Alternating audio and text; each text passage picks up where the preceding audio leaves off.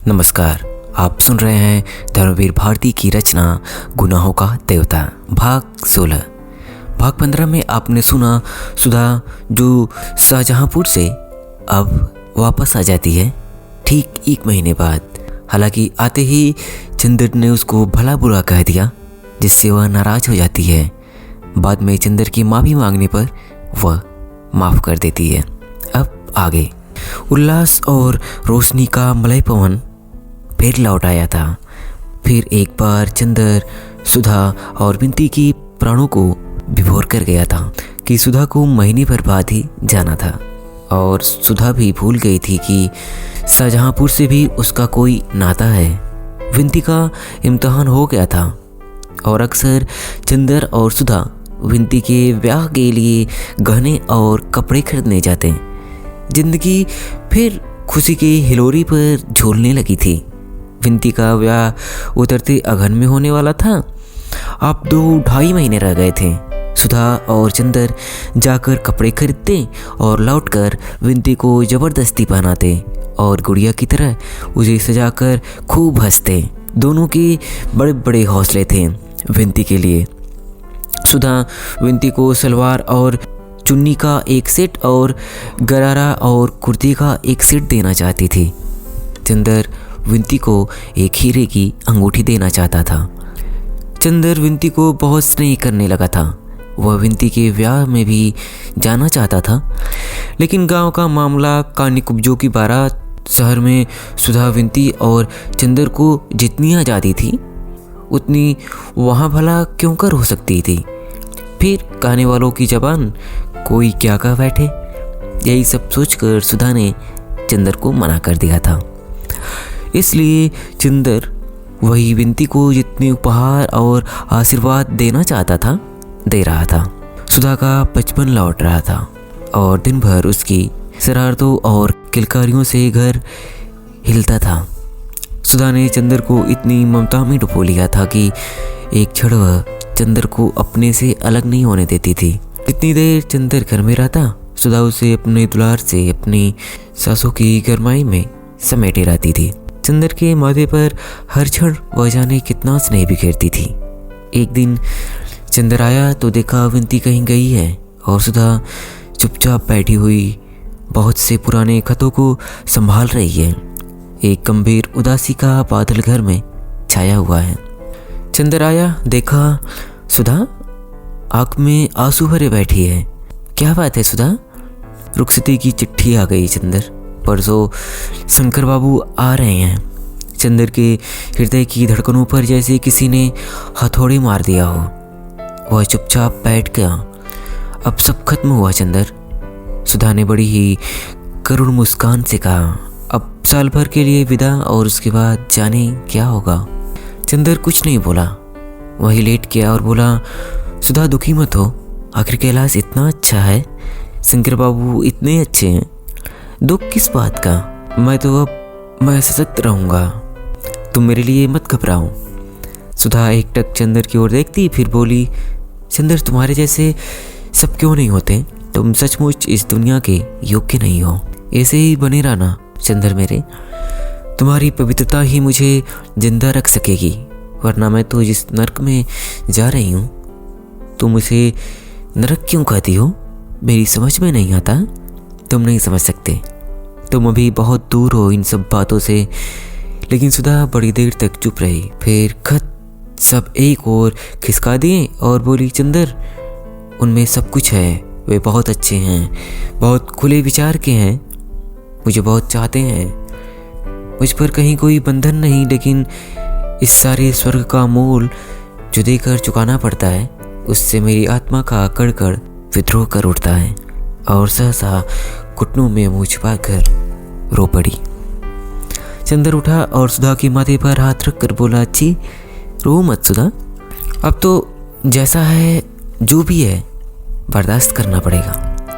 कैसे करूं चंदर, वह इतने अच्छे हैं और इसके अलावा इतना अच्छा व्यवहार करते हैं कि मैं उनसे क्या कहूँ, कैसे कहूँ। सुधा बोली, जाने दो सुधी, जैसी जिंदगी हो वैसा निवाह करना चाहिए, इसी में सुंदरता है।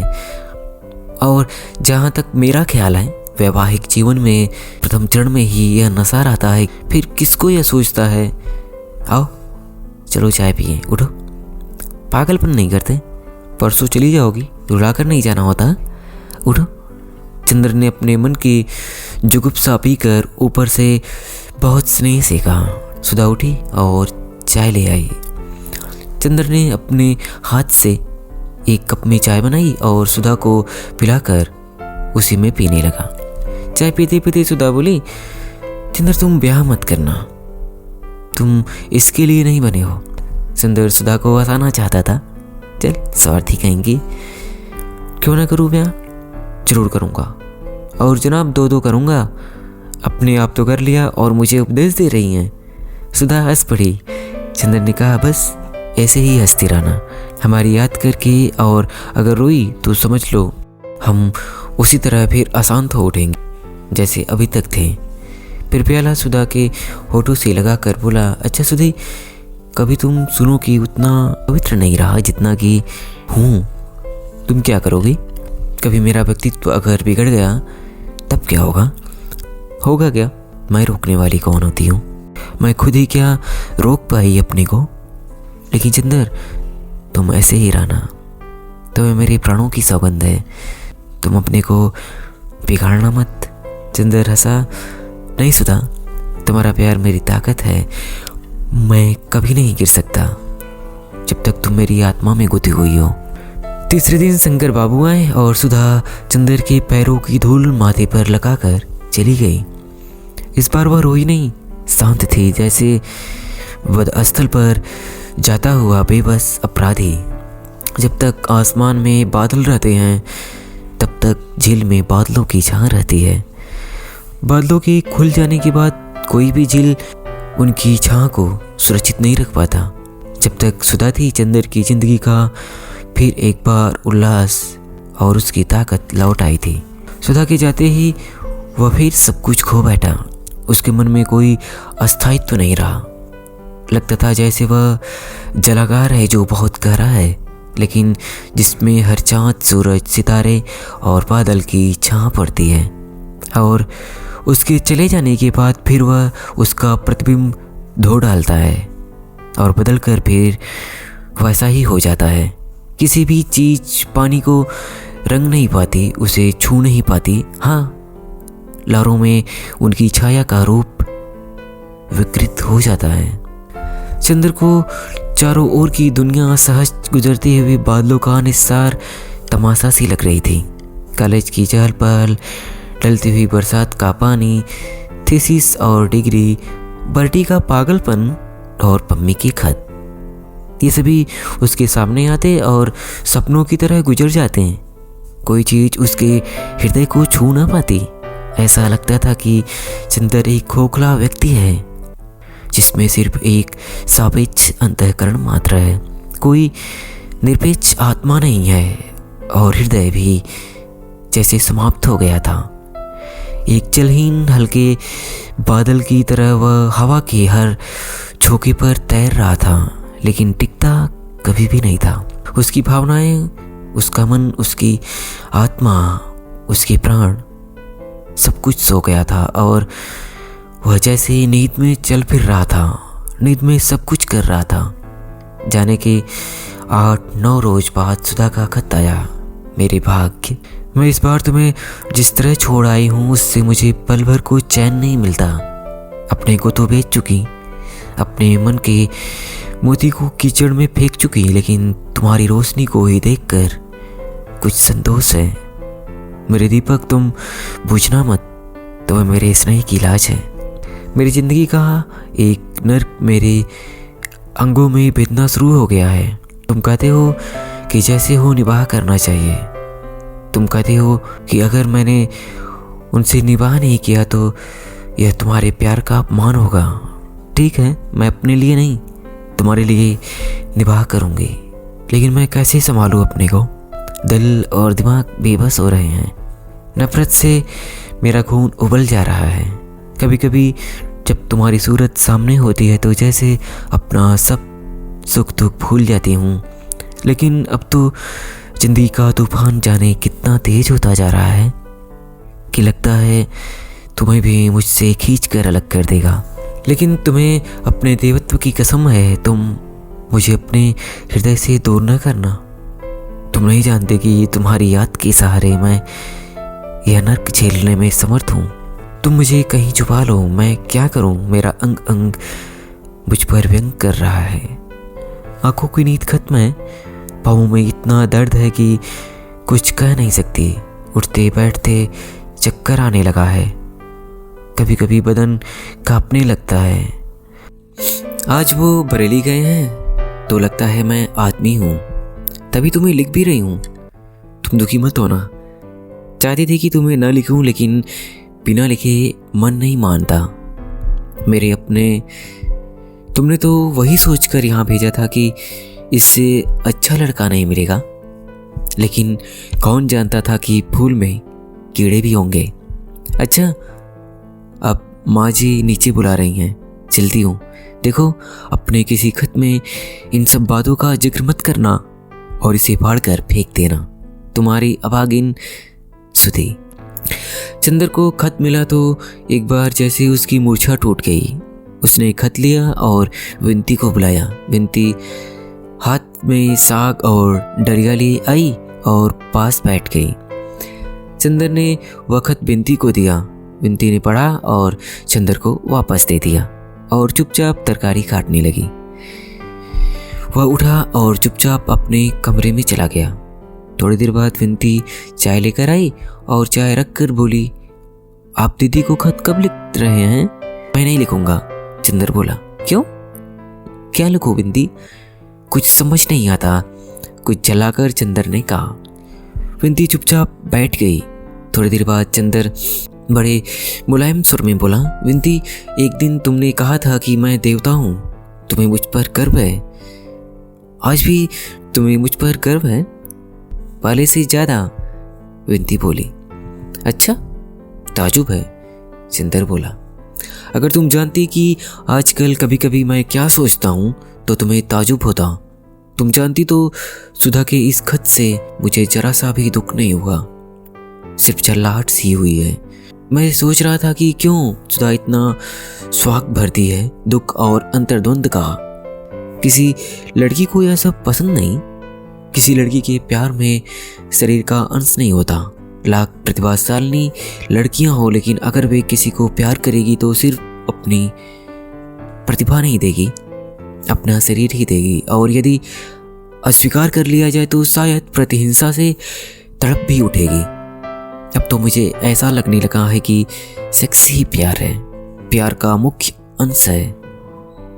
बाकी सभी कुछ उसकी तैयारी है। उसके लिए एक समुचित वातावरण और विश्वास का निर्माण करना। जाने क्यों मुझे इस सब से बहुत नफरत होती जाती है। अभी तक मैं सेक्स और प्यार को दो चीजें समझता था। प्यार पर विश्वास करता था, सेक्स से नफरत। अब मुझे दोनों ही एक चीज लगती है और जाने कैसे अरुचि सी हो गई है इस जिंदगी से। तुम्हारी क्या राय है विनती? मेरी? अरे हम बेपढ़े लिखे आदमी, हम क्या आपसे बात करेंगे। लेकिन एक बात है, ज्यादा पढ़ना लिखना अच्छा नहीं होता। क्यों? चंदर ने पूछा। पढ़ने लिखने से ही आप और दीदी जाने क्या क्या सोचते हैं। हमने देहात में देखा है कि यहाँ की लड़कियाँ समझती हैं कि उन्हें क्या करना है, इसलिए कभी इन सब बातों पर अपना मन नहीं बिगाड़ती। बल्कि मैंने तो देखा है कि सभी शादी के बाद मोटी होकर आती हैं, और दीदी अब छोटी सी नहीं कि ऐसी उनकी तबीयत खराब हो जाए। यह सब मन घुटने का नतीजा है। जब यह होना ही है तो क्यों दुखी होती हैं? उन्हें तो मोटी होना चाहिए, विनती बोली। इस समस्या का इतना सरल समाधान सुनकर चंदर को हंसी आ गई। अब तुम ससुराल जा रही हो, मोटी होकर आना। धत, आप तो मजाक करने लगे। लेकिन विनती, तुम इस मामले में बड़ी विद्वान मालूम देती हो। अभी तक कहाँ विद्वता छिपा रखी थी? नहीं, आप मजाक ना बनाइए। तो मैं सच बताऊं कि देहाती लड़कियां शहर की लड़कियों से ज़्यादा होशियार होती हैं इन सब मामलों में। सच? चंदर ने पूछा। वह गांव की जिंदगी को बेहद निरीह समझता था। हाँ, और क्या? वहाँ इतना दुराव, इतना गोपन नहीं है। सभी कुछ उनके जीवन का उन्मुक्त है और ब्याह के पहले ही वहाँ लड़कियाँ सब कुछ। अरे नहीं, चंदर ने बेहद ताजुब से कहा। लो, यकीन नहीं होता आपको? मुझे कैसे मालूम हुआ इतना? मैं आपसे कुछ नहीं छिपाती। वहाँ तो सब लोग इसे इतना स्वाभाविक समझते हैं जितना खाना पीना, हंसना बोलना। बस लड़कियाँ इस बात में सचेत रहती हैं कि किसी मुसीबत में ना फंसे। चंदर चुपचाप बैठ चाय पीता रहा।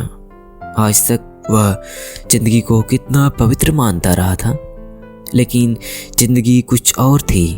जिंदगी अब भी वह है जो सृष्टि के आरंभ में थी, और दुनिया कितनी चालाक है, कितनी भुलावा देती है।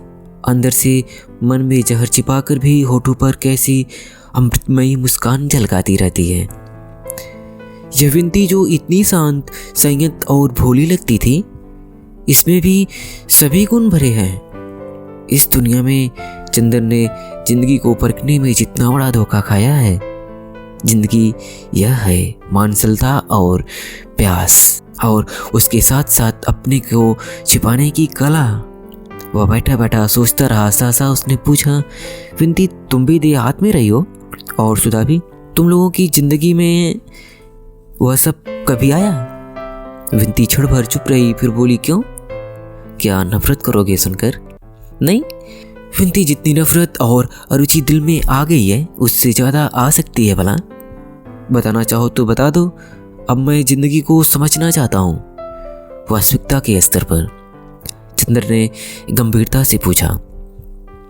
मैंने आपसे कुछ नहीं छिपाया, ना अब छिपाऊंगी। पता नहीं क्यों दीदी से भी ज़्यादा आप पर विश्वास जमता जा रहा है। सुधा की जिंदगी में तो यह सब नहीं आया। वे बड़ी विचित्र सी थी, सबसे अलग रहती थी और पढ़ती और कमल के पोखरे में फूल तोड़ती थी। बस मेरी जिंदगी में। चंदर ने चाय का प्याला खिसका दिया। जाने किस भाव से उसने विंती के चेहरे की ओर देखा। वह शांत थी, निर्विकार थी और बिना हिचक के कहती जा रही थी। चंदर चुप था। विंती ने अपने पाँवों से चंदर के पाँवों की उंगलियां दबाते हुए पूछा, क्या सोच रहे हैं आप? सुन रहे हैं ना आप? जाने दो, मैं नहीं सुनूंगा। लेकिन तुम मुझ पर इतना विश्वास क्यों करती हो? चंदर ने पूछा। जाने क्यों यहाँ आकर मैंने दीदी के साथ आपका व्यवहार देखा, फिर पम्मी वाली घटना हुई। मेरे तन मन में एक विचित्र सी श्रद्धा आपके लिए छा गई। जाने कैसी अरुचि मेरे मन में दुनिया के लिए थी, आपको देखकर फिर स्वस्थ हो गई। ताजुब है, तुम्हारे मन की अरुचि दूर हो गई दुनिया के प्रति, और मेरे मन की अरुचि बढ़ गई। कैसे अंतर्विरोध होते हैं मन की प्रतिक्रियाओं में। एक बात पूछूं विंती, तुम मेरी इतनी समीप रही हो, सैकड़ों बार ऐसा हुआ होगा कि मेरे विषय में तुम्हारी मन में शंका पैदा कर देता। तुम सैकड़ों बार मेरे सिर को अपने वक्ष पर रखकर मुझे सांत्वना दे चुकी हो। तुम मुझे बहुत प्यारी हो, लेकिन जानती हो मैं तुम्हें प्यार नहीं करता हूँ। फिर यह सब क्या है, क्यों है? विंती चुप रही, पता नहीं क्यों। मुझे इसमें कभी कुछ पाप नहीं दिखा, और कभी दिखा भी तो मन ने कहा कि आप इतने पवित्र हैं, आपका चरित्र इतना ऊंचा है कि मेरा पाप भी आपको छूकर पवित्र हो जाएगा। लेकिन विंती, बस। विंती ने चंदर को टोक कर कहा, इससे अधिक आप कुछ मत पूछना, मैं हाथ जोड़ती हूँ। चंदर चुप हो गया। चंदर जितना सुलझाने का प्रयास कर रहा था, चीजें उतनी ही उलझती जा रही थी। सुधा ने जिंदगी का एक पक्ष चंदर के सामने रखा था। विंती ने उसे दूसरी दुनिया में खींच लाई। कौन सच है, कौन झूठ, वह किसका तिरस्कार करे, किसको स्वीकार करे। अगर सुधा गलती पर है तो चंदर का जिम्मा है। चंदर ने सुधा की हत्या की है। लेकिन कितनी भिन्न है दोनों बहनें। विंती कितनी व्यवहारिक, कितनी यथार्थ, संयत, और सुधा कितनी आदर्श, कितनी कल्पनामयी, कितनी सूक्ष्म, कितनी ऊंची, कितनी सुकुमार और पवित्र। जीवन की समस्याओं के अंतर्विरोधों में जब आदमी दोनों पक्षों को समझ लेता है, तब उसके मन में एक ठहराव आ जाता है। वह भावना से ऊपर उठकर स्वच्छ बौद्धिक धरातल पर जिंदगी को समझने की कोशिश करने लगता है। चंदर अब भावना से हटकर जिंदगी को समझने की कोशिश करने लगा था। वह अब भावना से डरता था। भावना के तूफान में इतनी ठोकरी खाकर अब उसने बुद्धि की शरण ली थी और एक पलायनवादी की तरह भावना से भागकर बुद्धि की एकांगिता में छिप गया था। कभी भावुकता से नफरत करता था, अब वह भावना से ही नफरत करने लगा था। इस नफरत की भावुक सुधा और विनती दोनों को ही भुगतना पड़ा। सुधा को उसने एक भी खत नहीं लिखा और विनती से एक दिन भी ठीक से बातें नहीं की। जब भावना और सौंदर्य के उपासक को बुद्धि और वास्तविकता की ठेस लगती है, तब वह सहसा कटुता और व्यंग से उबल उठता है। इस वक्त चंद्र का मन भी कुछ ऐसा ही हो गया था। जाने कितने जहरीले कांटे उसकी वाड़ी में उगाए थे, जिन्हें वह कभी भी किसी को चुभाने से बाज नहीं आता था। एक निर्मम निरपेक्षता से वह अपने जीवन की सीमा में आने वाले हर व्यक्ति को कटुता के जहर से अभिषिक्त करता चलता था। सुधा को वह कुछ नहीं लिख सकता था। पम्मी यहाँ थी नहीं, ले देकर बची अकेली विनती, जिसे इन जहरीले वाड़ों का शिकार होना पड़ रहा था। सितंबर बीत रहा था और अब गांव जाने की तैयारी कर रही थी। डॉक्टर साहब ने दिसंबर तक छुट्टी ली थी और वे भी गांव जाने वाले थे। शादी के महीने भर पहले से उनका जाना जरूरी था। चंदर खुश नहीं था, नाराज नहीं था। एक स्वर्गभ्रष्ट देवदूत जिसे पिशाचों ने खरीद लिया हो, उन्हीं की तरह वह जिंदगी के सुख दुख को ठोकर मारता हुआ किनारे खड़ा सभी पर हंस रहा था। खासतौर से नारी पर उसके मन का सारा जहर बिखरने लगा था और उसमें उसे यह भी अक्सर ध्यान नहीं रहता था कि वह किससे क्या बात कर रहा है। विनती सब कुछ चुपचाप सहती जा रही थी। विनती को सुधा की तरह रोना नहीं आता था। उसकी चंदर इतनी परवाह भी नहीं करता था जितनी सुधा की। दोनों में बातें भी बहुत कम होती थी, लेकिन विनती मन ही मन दुखी थी। वह क्या करे।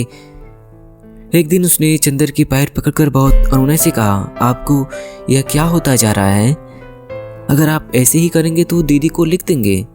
चंदर बड़ी भयावनी हंसी हंसा, दीदी को क्या लिखोगी? अब मुझे उसकी परवाह नहीं। वह दिन गए विनती, बहुत बन लिए हम। हाँ चंद्र बाबू, आप लड़की होते तो समझते। सब समझता हूँ मैं, कैसा दोहरा नाटक खेलती हैं लड़कियाँ, इधर अपराध करना उधर मुखबिरी करना। विनती चुप हो गई। एक दिन जब चंदर कॉलेज से आया तो उसके सिर में दर्द हो रहा था। वह आकर चुपचाप लेट गया। विनती ने आकर पूछा तो बोला, क्यों बतलाऊं, तुम क्या मिटा दोगी? विनती ने चंदर के सिर पर हाथ रख कर कहा, चंदर तुम्हें क्या होता जा रहा है? देखो कैसी हड्डियां निकल आई हैं इधर। तुम इस तरह अपने को मिटाने से क्या फायदा? मिटाने से? चंदर उठकर बैठ गया। मैं मिटाऊंगा अपने को लड़कियों के लिए? जी, तुम लोग अपने को क्या समझती हो? क्या है तुम लोगों में सिवाय एक नशीली मानसलता के? इसके लिए मैं मिटाऊंगा? विनती ने चंद्र को फिर लिटा दिया। इस तरह से अपने को धोखा देने से क्या फायदा चंद्र बाबू? मैं जानती दीदी के ना होने से आपकी ज़िंदगी में कितना बड़ा अभाव है, लेकिन दीदी के ना होने पर क्या मतलब है तुम्हारा? मेरा मतलब आप खूब समझते हैं। मैं जानती हूँ दीदी होती तो आप इस तरह ना मिटाते अपने को। मैं जानती हूँ दीदी के लिए आपके मन में क्या था। विनती ने सिर पर तेल डालते हुए कहा, दीदी के लिए क्या था? चंदर हंसा, बड़ी विचित्र हंसी। दीदी के लिए मेरे मन में एक आदर्शवादी भावुकता थी, अधकचरे मन की उपज थी। एक ऐसी भावना थी जिसके औचित्य पर मुझे विश्वास नहीं। वह एक सनक थी। सनक? विनती थोड़ी देर चुपचाप सिर पर तेल ठोकती रही, फिर बोली, अपनी सांसों से बनाई देवमूर्ति पर इस तरह तो लात न मारिए, आपको शोभा नहीं देता। विनती की आंख में आंसू आ गए। कितनी अभागी हैं दीदी। चंदर एकटक विनती की ओर देखता रहा, फिर बोला, मैं अब पागल हो जाऊंगा विनती। मैं आपको पागल नहीं होने दूंगी। मैं आपको छोड़कर नहीं जाऊंगी। मुझे छोड़कर नहीं जाओगी? चंदर फिर ऐसा, जाइए आप। अब आप श्रीमती विनती होने वाली हैं। आपका ब्याह होगा, मैं पागल हो रहा हूँ, इससे क्या हुआ? इन सब बातों से दुनिया नहीं रुकती, सहनाइयाँ नहीं बंद होती, बंधनवार नहीं तोड़े जाते। मैं नहीं जाऊंगी चंदर अभी। तुम मुझे नहीं जानते, तुम्हारी इतनी ताड़ना और व्यंग कर भी तुम्हारे पास रही। अब दुनिया भर की लांछन और व्यंग कर तुम्हारे पास रह सकती हूँ। विंती ने तीखे स्वर में कहा। क्यों? तुम्हारे रहने से क्या होगा? तुम सुधा नहीं हो। जो सुधा है मेरी जिंदगी में वह कोई नहीं हो सकता, समझी? और मुझ पर एहसान मत जताओ। मैं मर जाऊं, मैं पागल हो जाऊं, किसी का साझा? क्यों तू मुझ पर इतना अधिकार समझने लगी? अपनी सेवा के बल पर मैं इसकी रत्ती भर परवाह नहीं करता। जाओ यहाँ से। और उसने विंती को धकेल दिया, तेल की शीशी उठाकर फेंक दी। विंती रोती हुई चली गई। चंदर उठा और कपड़े पहनकर बाहर चल दिया। ये लड़कियां समझती हैं एहसान कर रही हैं मुझ पर। विंती के जाने की तैयारी हो गई थी। लिया दिया जाने वाला सारा सामान पैक हो गया था। डॉक्टर साहब भी महीने भर की छुट्टी लेकर साथ जा रहे थे। उस दिन की घटना के बाद फिर विंती चंदर से बिल्कुल भी नहीं बोली थी। चंदर भी कभी नहीं बोला। ये लोग कार पर जाने वाले थे। सारा सामान पीछे आगे लादा जाने वाला था। डॉक्टर साहब कार लेकर बाजार गए थे। चंदर उनका होलडाल संभाल रहा था। विंती आई और बोली, मैं आपसे बात कर सकती हूँ? हाँ हाँ। तुम उस दिन की बात का बुरा मान गई? अमूमन लड़कियां सच्ची बात का बुरा मान जाती हैं। बोलो क्या बात है?